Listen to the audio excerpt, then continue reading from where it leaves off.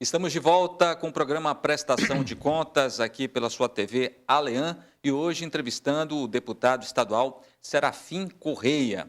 Antes do intervalo, deputado, eu perguntei para o senhor se o senhor fosse prefeito agora, neste ano, em 2018, qual seria o seu perfil administrativo? Seria diferente do adotado em 2005, com mais experiência? O senhor teria um outro tipo de conduta à frente da prefeitura ou não mudaria nada? Não, mudaria sim, até porque de 2005 para 2018 muitas coisas mudaram.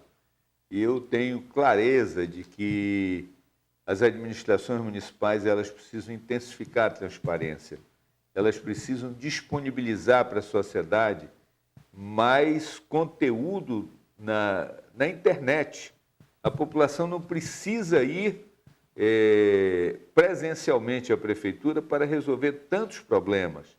Ela poderia resolver isso pela internet. Eu busquei muito isso. Você que é contador lembra que não existia a nota fiscal eletrônica. Eu fui um dos primeiros prefeitos a embarcar nesse projeto e Manaus, desde 2006, que tem nota fiscal eletrônica. O interessante é que isso, que é a modernidade, que é um avanço, terminou me resultando em críticas muito fortes dos donos das gráficas, que eles deixaram de fabricar os talonários. Aí eles diziam o seguinte: sim, mas a nota fiscal eletrônica, qual é a vantagem? Eu digo, a vantagem é, primeiro, para o controle fiscal. Segundo, para quem está emitindo a nota, porque ele vai ter um sistema. Ele não vai precisar arquivar documento, isso vai ficar no sistema da prefeitura.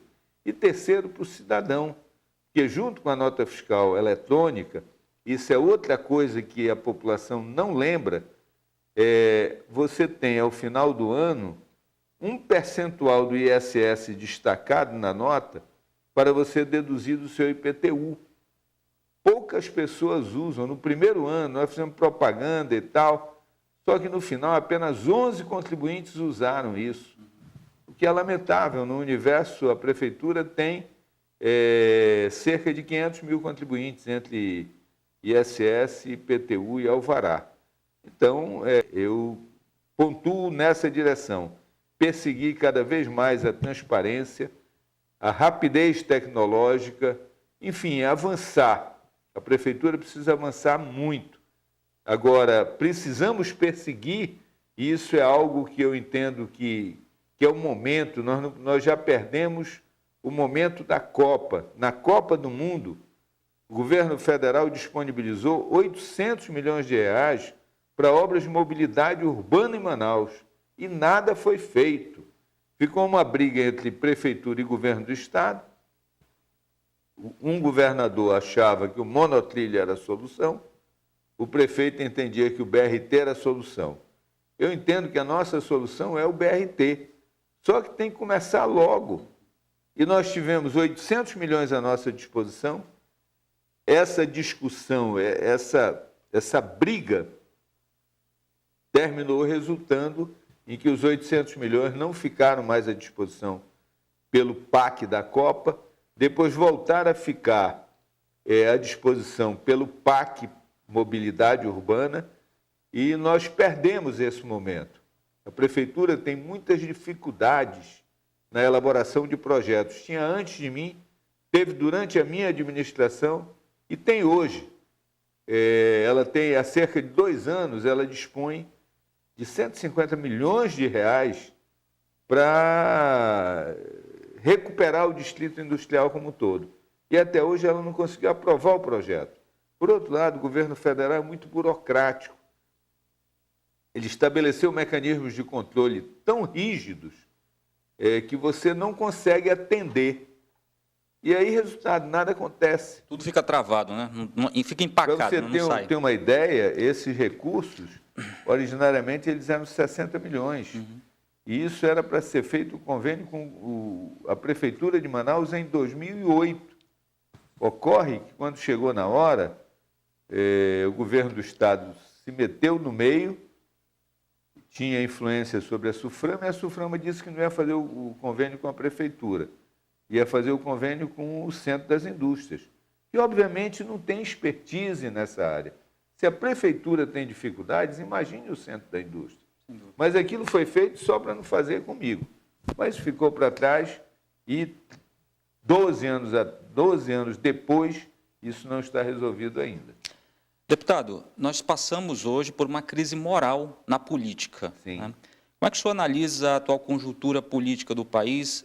Por que as pessoas devem acreditar no deputado estadual Serafim Corrêa como candidato? Olha só, eu acho que, não só em mim, eu acho que esse é um parâmetro que cada cidadão pode usar. Primeiro, ver a vida daquela pessoa. E quando você entra na política, quando você exerce um mandato, você melhora de vida, mas não tem hipótese de você ficar rico. Você tem, em função do salário que você ganha, o seu salário é bem acima da média, embora você tenha outras despesas que quem não é político não tem. Mas a verdade é que você passa para um outro nível salarial. Então você melhora de vida, mas você não pode ficar rico. Então, se o político ficou rico, tem alguma coisa errada, porque ele, no exercício do mandato, ele não pode ter atividade empresarial. Mas o que eu vejo, Charles, com muita preocupação, é que a política está sendo criminalizada, seja quem for. A rejeição do Temer de 90% não é do Temer, aquela rejeição é da classe política. Porque a sociedade como um todo convencionou que todos são iguais e todos são farinha do mesmo saco. No entanto, não é assim. Agora, o outro parâmetro que eu peço, e aí já não é mais nem parâmetro, é um apelo que eu faço à sociedade, é que os bons venham participar da política. Porque é muito legal você ficar jogando pedra no político, mas não querer vir para o meio da rua, pedir voto, conversar com as pessoas, ouvir xingamento, ouvir elogios, ouvir manifestações de apoio, mas também manifestações de reprovação. Então, esses dois parâmetros aí, ver o padrão de vida de cada um, dentro disso, de que ele melhora de vida, mas ele não consegue ficar rico. E segundo, venha para a política, se escolha um partido, seja aquele que você mais se afina, e venha participar, venha discutir, venha militar. Porque só ficar fora no Facebook, sentado na cadeira, dizendo que político não presta, aí é muito fácil, mas não resolve nada. Deputado, fazer só mais duas perguntas aqui para nós finalizarmos aqui nossa primeira entrevista. A primeira pergunta é a seguinte: o seu partido, PSB, na última eleição para a Câmara Municipal, elegeu 3 vereadores. Né? E isso retrata a credibilidade do seu partido, que não é envolvido em escândalos. É isso mesmo? É por aí? Sim, eu tenho assim, orgulho de fazer parte do Partido Socialista Brasileiro. Ele não é melhor do que ninguém, ele corre todos os riscos que todos os outros partidos. O Tancredo Neves dizia que partidos não são feitos só de flores, são feitos de rosas, de espinhos e até de cravos de defuntos. Então, todos os partidos têm qualidades e defeitos. O nosso também tem, mas, com a graça de Deus, nós não estamos envolvidos em nenhum escândalo. Isso nos dá a tranquilidade de andarmos de cabeça erguida. No entanto, ainda assim, vem aquele discurso: não, político é tudo a mesma coisa, isso é tudo igual, é todo mundo farinha do mesmo saco. E, obviamente, que isso incomoda. Os que estão fora e não querem entrar, é porque na hora que eles entrarem, vão dizer: ele entrou para se aproveitar. Aí não vai ter serenidade para encarar isso. Deputado, como é que o senhor analisa a renovação política com qualidade? O senhor apostaria em uma nova postura do eleitorado para essa eleição? Olha só, eu gostaria que isso acontecesse, mas eu ainda, anteontem, assisti a palestra do William Wack, e ele disse exatamente o inverso. Ele disse: olha, a eleição tem apenas 2 temas: Lava Jato e insegurança. Então, quem é que está em primeiro lugar? É o candidato que diz que vai banir a corrupção e vai matar os bandidos, porque é uma sensação de insegurança e uma sensação de que os políticos roubaram a nação. Isso até é verdade. Só que, por exemplo, a crise da Petrobras decorre muito mais de uma política tarifária equivocada, errada, de congelar o preço da gasolina, e isso gerou bilhões e bilhões de prejuízo à Petrobras, do que da corrupção. Não estou dizendo que a corrupção é boa, mas a corrupção causou esse mal. O equívoco na economia causou um mal desse tamanho, e nós não estamos sabendo dimensionar. Claro que tem que acabar com esse, até com esse pequenininho. A corrupção começa nos lares, né? E aí, veja, nós temos que ter clareza que a corrupção é a soma do poder discricionário, quer dizer, alguém decidindo sobre o que fazer e só ele decidindo, do monopólio, porque só quem tem aquela decisão é ele, menos transparência. Se você tiver transparência, você não vai ter isso. Se todo mundo souber o que está sendo feito, se aqueles contratos da Petrobras todo mundo soubesse exatamente o que eles dizem, como eles são feitos, você não teria esse problema. E sobre Petrobras, eu sempre lembro que o presidente Itamar Franco era presidente da República, e num belo dia lá ele disse que queria ver a folha de pagamento da Petrobras.